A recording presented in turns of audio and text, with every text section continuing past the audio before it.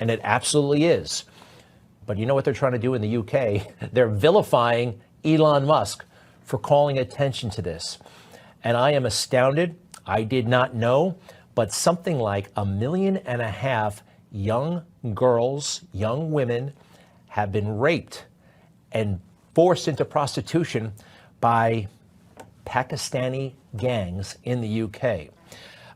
This is a huge issue, but it's been mostly kept under the radar until Elon Musk really got involved. There's been some coverage, but not enough.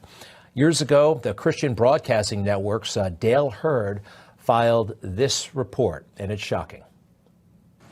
Some scandals are so massive that they're simply hard to believe. But this one is true. As many as 1 million white English children may have been the victims of Muslim rape gangs, better known as grooming gangs, in towns up and down Great Britain. Policy analyst George Igler. I mean, when you counter an issue that is just so unbelievable, just so outside your frame of reference and understanding, the immediate human reaction is just not want to believe it at all. Perhaps even harder to believe is that while there have been prosecutions, British authorities have still not stopped this criminal activity.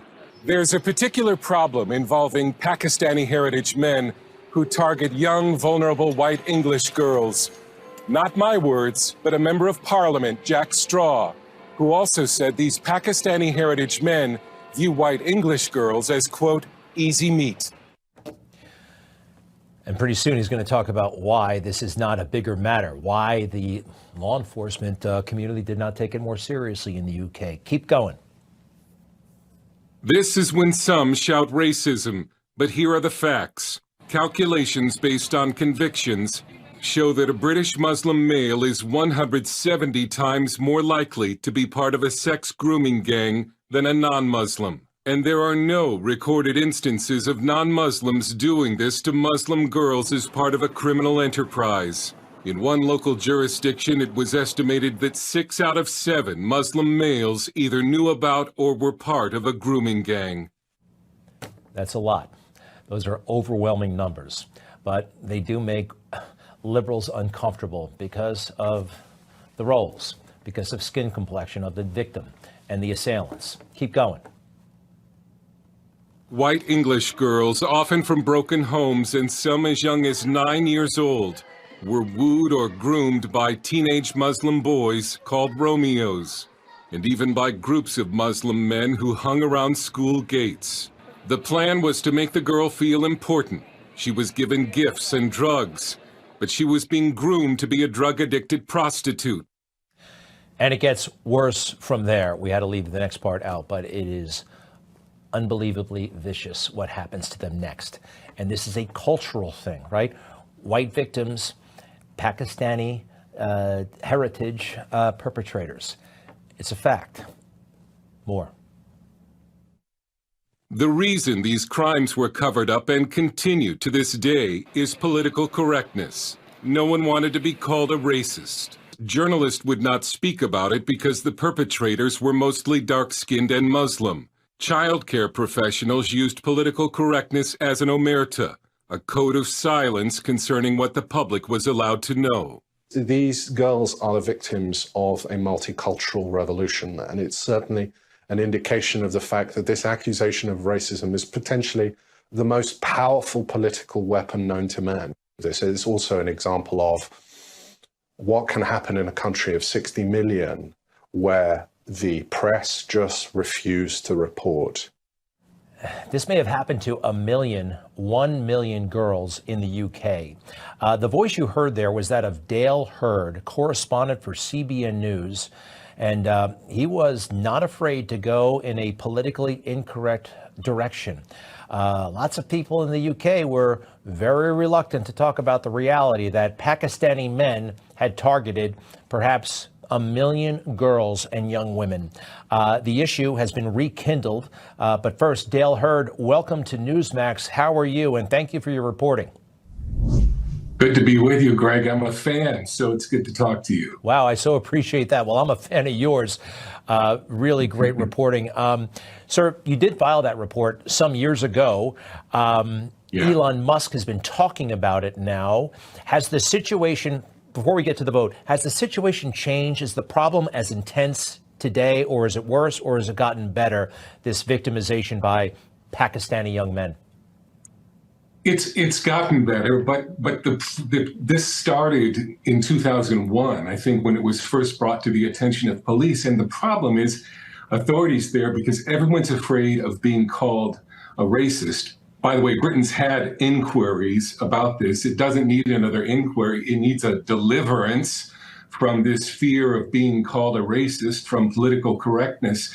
And I think Musk has begun a good national discussion for the British in this whole area. And it would be great if he could help them out of this, because somebody needs to. But yeah, the situation is better, but the whole problem has been that they haven't treated this like a pattern, because it is a pattern. And they've treated it like isolated crimes, because they don't want to stereotype Pakistani men in Britain. It's absolutely a pattern, and it's absolutely almost 100% a problem with Pakistani men.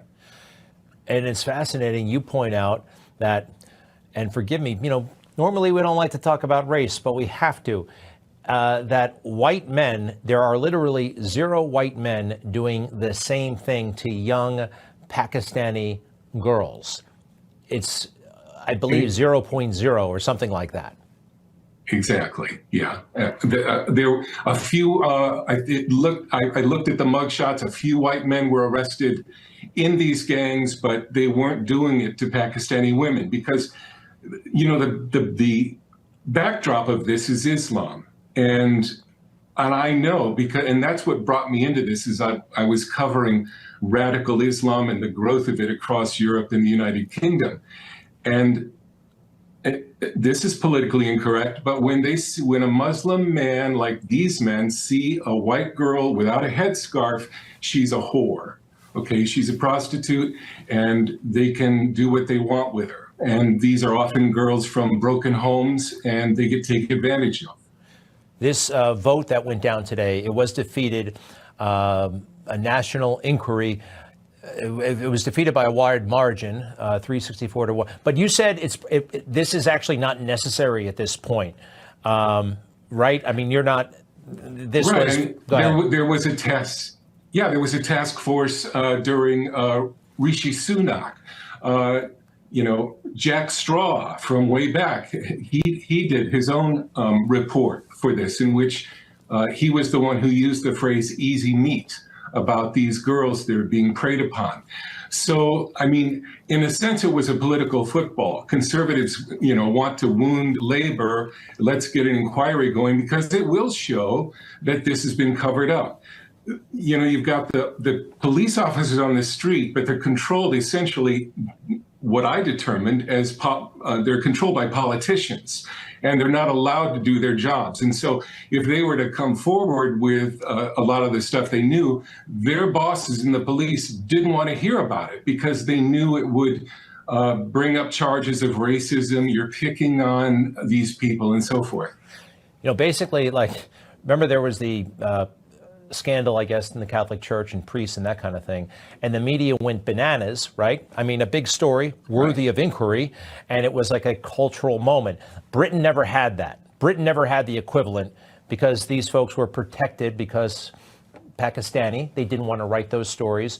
Yet Roman Catholic priests were seen as less sympathetic in all around, especially what they're accused of. Is that a fair assessment?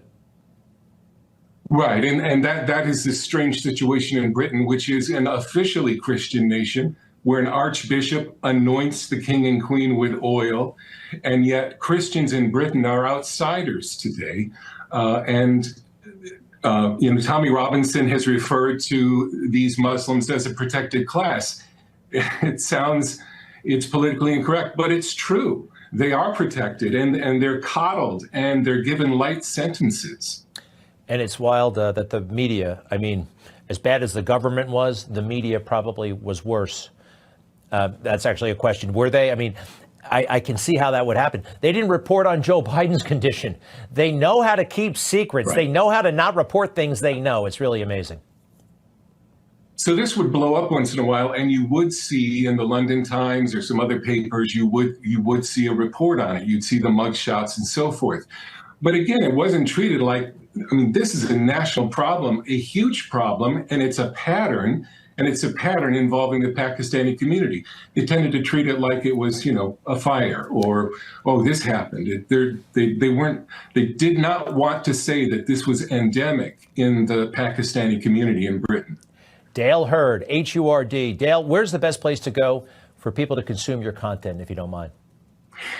At cbnnews.com. It's a great website and a great app. Thanks for asking. You bet. cbnnews.com. Dale Hurd, appreciate it very much, sir. To be continued. And we'll